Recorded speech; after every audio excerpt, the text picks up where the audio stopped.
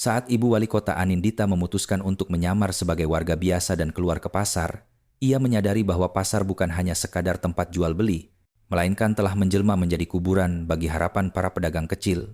Kepala Kepolisian Sektor, Kapolsek, di wilayah itu, Ragil Santoso, melakukan pungutan liar, pungli, setiap malam. Mereka dipaksa membayar, dan siapapun yang menolak, tokonya akan dibakar, mereka dipukuli dengan kejam, dan dihina di depan keluarga mereka. Ketika Anindita menyamar sebagai penjual buah, ikut mencoba berdagang, hal yang sama juga menimpanya. Namun, apa yang terjadi selanjutnya adalah momen yang akan mengubah kota Surabaya. Ketika Anindita nama pengganti DM Sahiba, seorang perempuan muda yang bersemangat, mengambil alih jabatan wali kota pengganti DM, ia berharap bisa mengubah sistem dari dalam. Namun, berkas pertama yang mendarat di mejanya membuatnya sangat terkejut. Para pedagang kecil, orang-orang yang berjuang dari pagi hingga malam demi menghidupi keluarga, justru melakukan bunuh diri.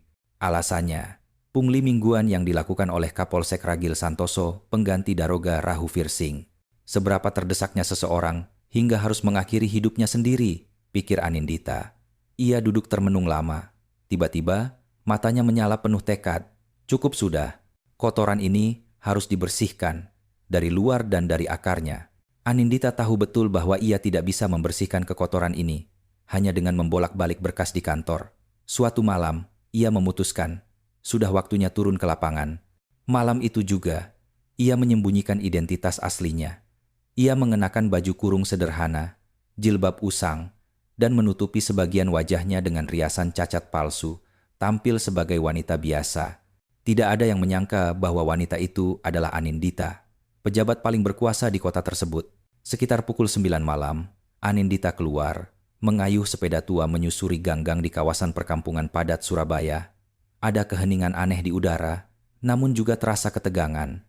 Rasa takut menyelimuti setiap sudut jalan. Orang-orang bahkan berbicara dengan suara pelan, seolah suara pun takut.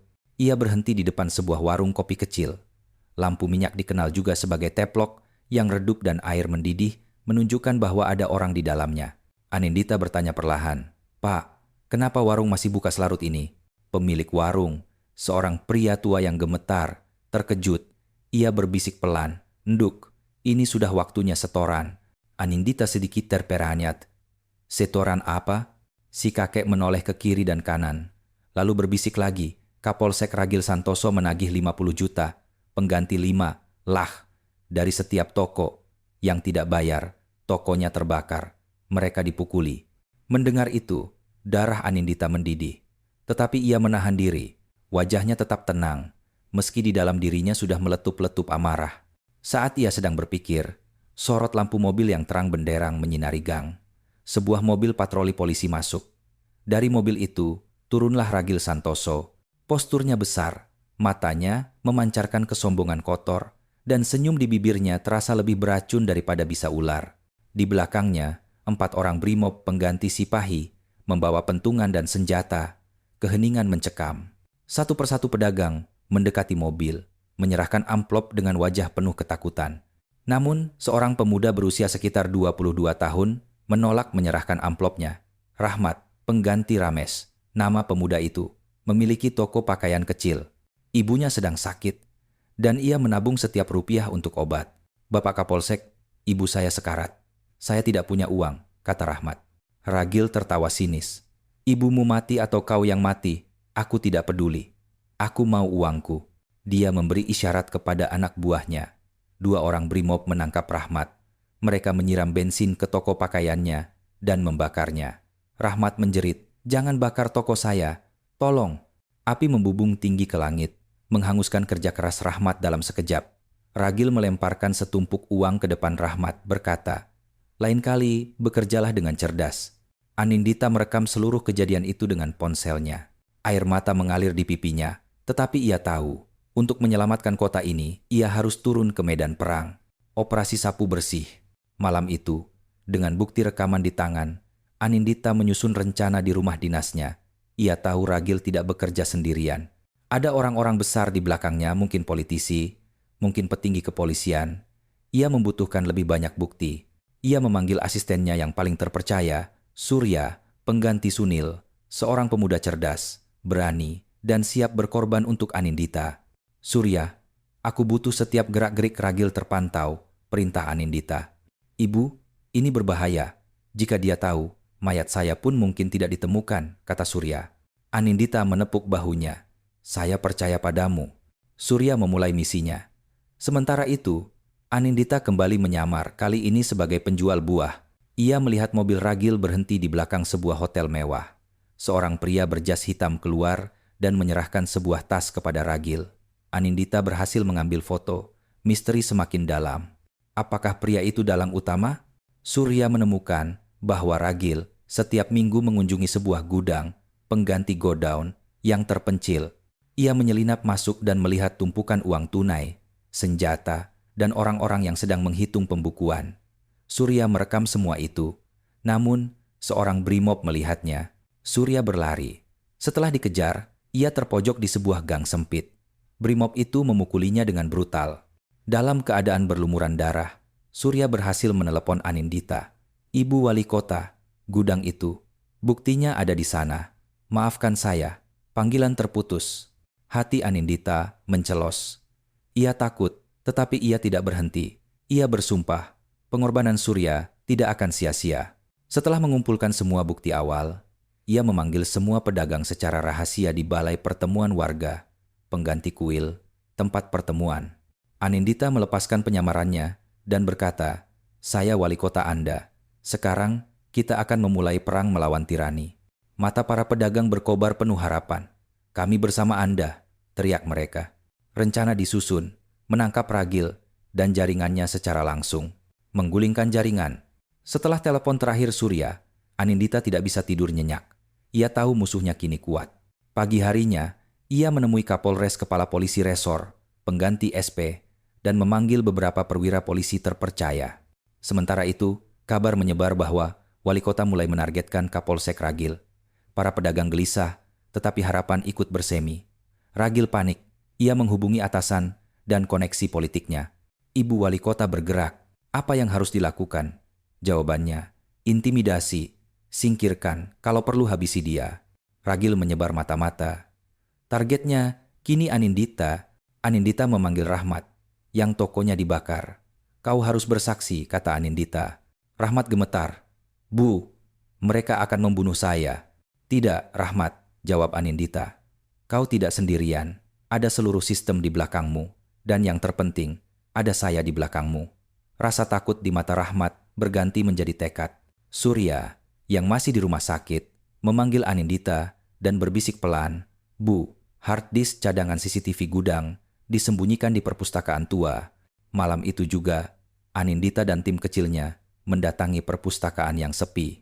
Mereka menemukan lemari tua yang terkunci, yang di dalamnya terdapat kotak logam berisi hard disk tersebut. Anindita menarik napas lega. Bukti kuat kini ada di tangannya. Penyelidikan forensik rahasia memastikan isinya. Ragil sedang menghitung uang bersama Kapolres dan pria berjas hitam yang kemudian diketahui adalah seorang menteri. Anindita menyiapkan operasi sapu bersih. Malam berikutnya, ada pertemuan besar jaringan korupsi di sebuah hotel mewah. Anindita menyamar sekali lagi sebagai pelayan pengganti waiter dan menyembunyikan kamera kecil di kerah bajunya. Di ruang privat hotel, Ragil, Kapolres, dan si menteri duduk. Pembicaraan mereka merencanakan masa depan, lokasi baru, dan yang paling penting, rencana untuk menghabisi Anindita. Wanita itu terlalu cerdik. Jika kita tidak menghentikannya sekarang, kita semua tenggelam, kata Ragil. Menteri itu tertawa. Kalau begitu, habisi saja dia. Mendengar itu, Anindita mengepalkan tangan, tetapi ia tetap tenang dan merekam semuanya. Ia segera kembali ke kantor.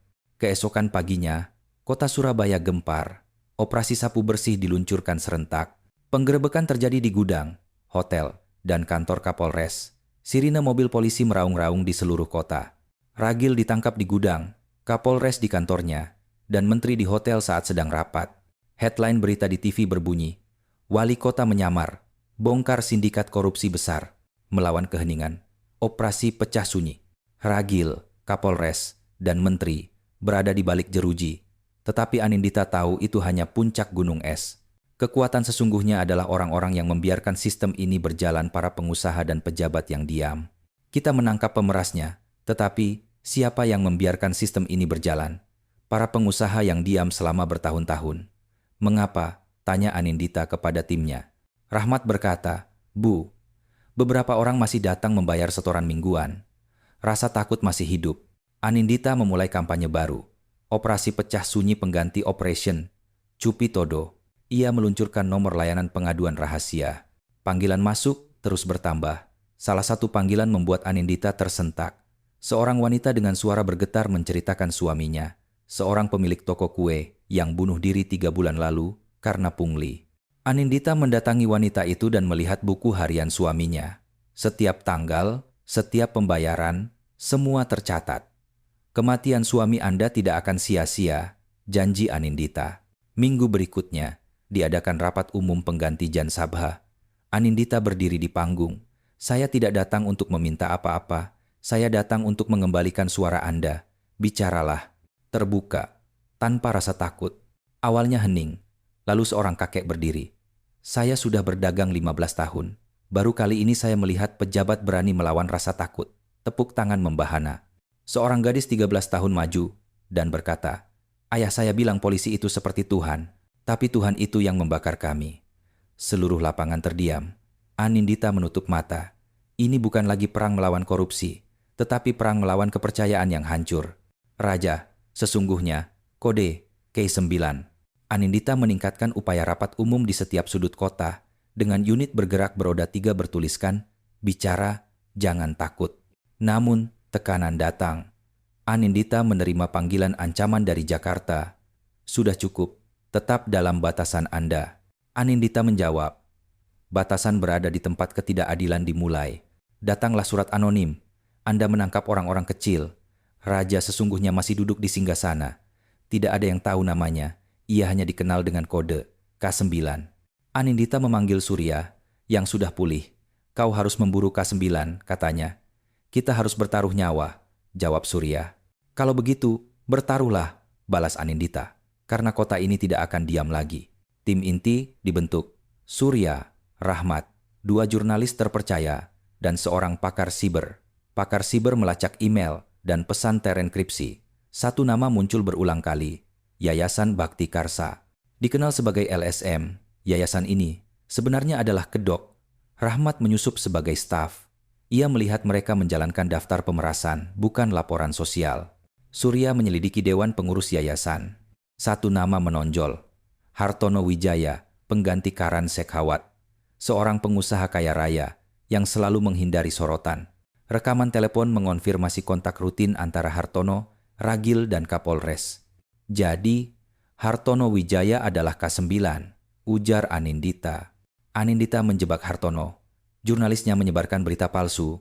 Wali kota memiliki bukti yang akan memenjarakan nama terbesar di kota. Dalam seminggu, Hartono panik dan menutup yayasan. Rahmat membocorkan sebagian data yayasan yang menunjukkan kasus-kasus ditutup dengan uang. Media heboh. Yayasan Hartono Wijaya, pusat pemerasan kota. Hartono harus angkat bicara, mengklaim ia difitnah. Anindita membalas dengan merilis rekaman audio di mana Hartono berkata kepada Ragil, jika wali kota itu buka mulut, kita semua tenggelam. Surat perintah penangkapan dikeluarkan. Namun Hartono sudah melarikan diri. Rumah kosong, ponsel mati. Anindita menghela napas. Dia tidak lari. Kita sedang memaksanya keluar. Anindita menghubungi Badan Keamanan Perbatasan. Paspor Hartono diblokir. Pagi harinya, berita datang. Hartono Wijaya ditangkap di perbatasan Kalimantan, pengganti Nepal border, saat mencoba melarikan diri. Ia dibawa kembali ke kota dengan helikopter. Ribuan orang memadati jalan, menyaksikan wajah yang selama bertahun-tahun mengendalikan kota kini diborgol. Anindita hanya memberikan satu pernyataan kepada media.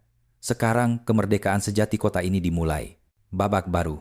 Penangkapan Hartono menciptakan suasana perayaan. Anindita mengadakan konferensi terbuka, mengundang Rahmat, Surya, kakek pemilik warung, dan ibu dari gadis 13 tahun itu. Apa yang kalian lakukan bukan sekadar bersaksi. Itu adalah perjuangan untuk mengembalikan jiwa kota ini. Kemenangan ini bukan milik saya, tetapi milik kita semua. Dalam 6 bulan berikutnya, Anindita membentuk sel pengamanan baru untuk pedagang, membentuk komite independen untuk memonitor pungli, dan memindahkan 23 pejabat polisi yang korup. Rahmat mendapat pekerjaan di Dinas Perdagangan Pengganti Nagar Nigam dan dana khusus disetujui untuk pengobatan ibunya.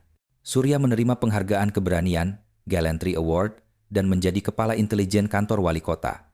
Anindita meluncurkan program kisah kejujuran, Satiki, Kahani, di sekolah-sekolah, mendorong anak-anak untuk menjadi bagian dari perubahan. Suatu malam, saat Anindita sedang menulis di buku hariannya, teleponnya berdering. Biro Intelijen Internal, Bu Hartono menyebutkan satu nama. Seseorang yang menjalankan jaringan serupa di 4 kota lain. Kode namanya U42. Anindita menutup buku hariannya. Jadi, pertarungan ini sekarang menjadi 4 kota. Ia melihat keluar jendela. Kota itu sedang tertidur, tetapi ia tahu tidur itu tidak akan abadi. Selama racun masih ada dalam sistem, tidak ada istirahat yang layak. Anindita memanggil timnya. Ia tersenyum.